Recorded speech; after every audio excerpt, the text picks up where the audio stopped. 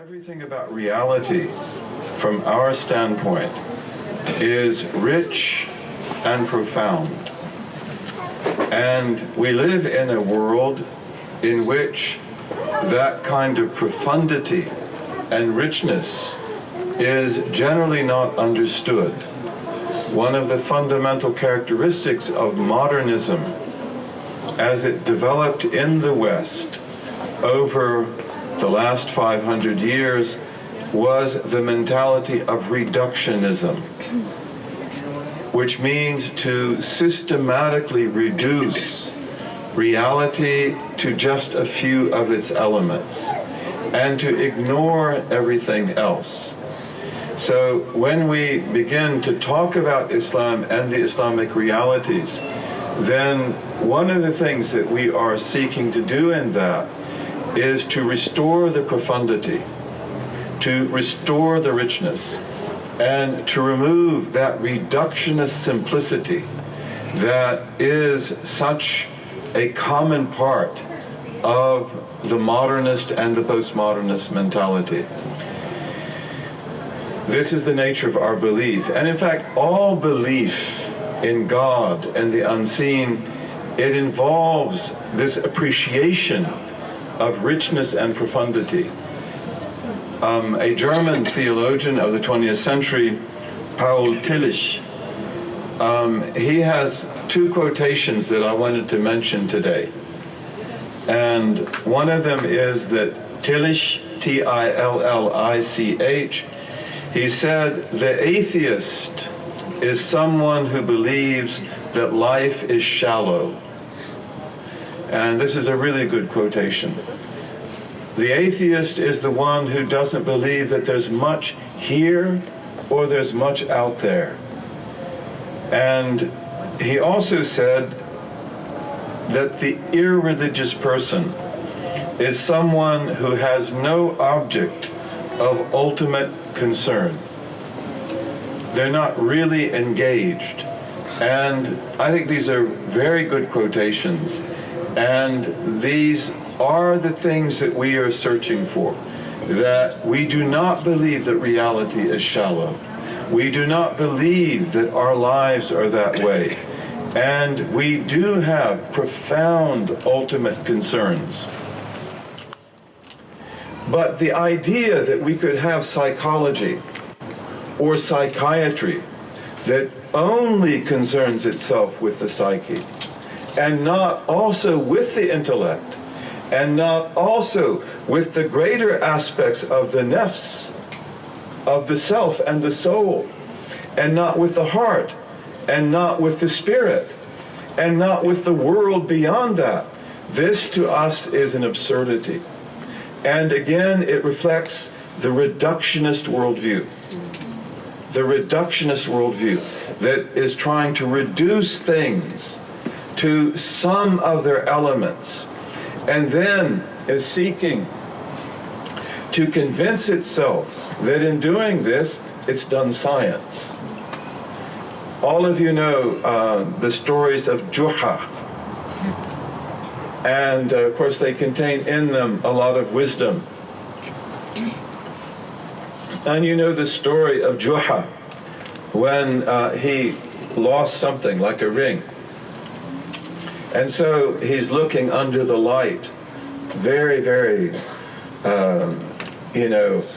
earnestly trying to find his ring.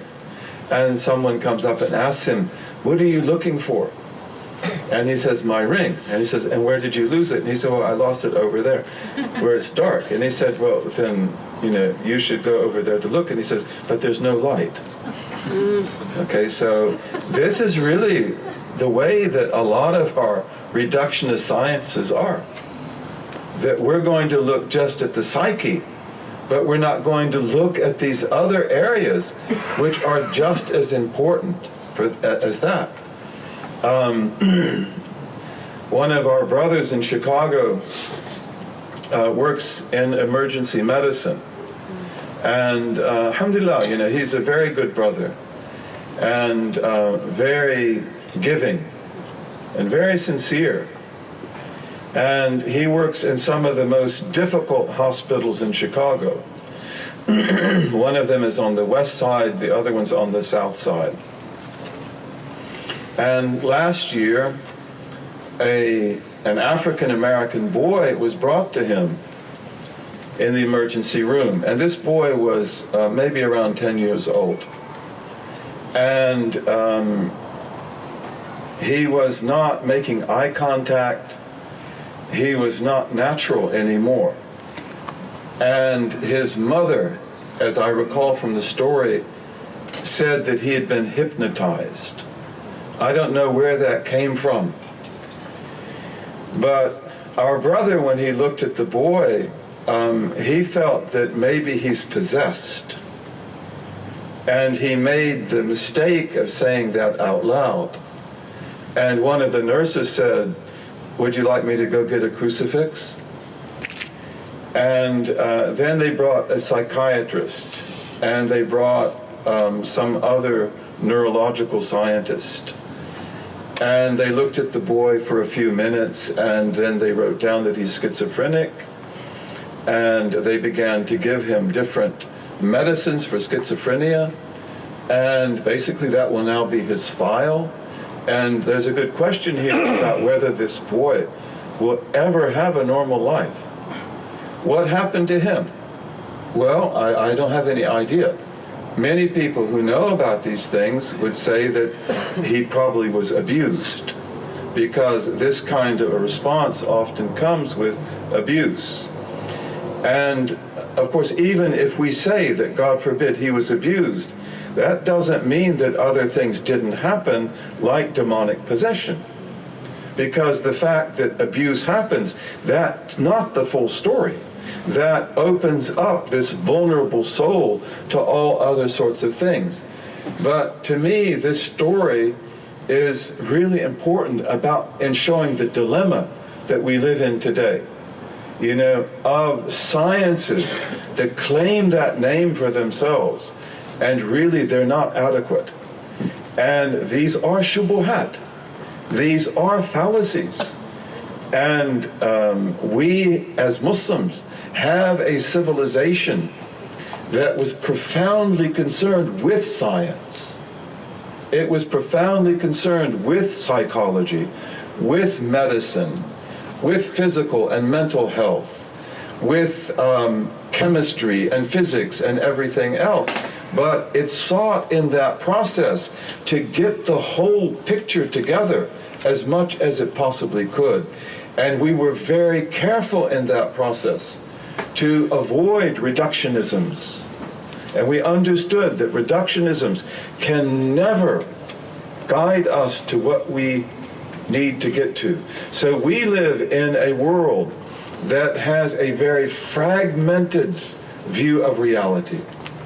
And we can even say a very contradictory view of reality. And we often say that the more we learn, the less we know. We become more and more specialized. But in reality, we know less and less, about the ultimate realities.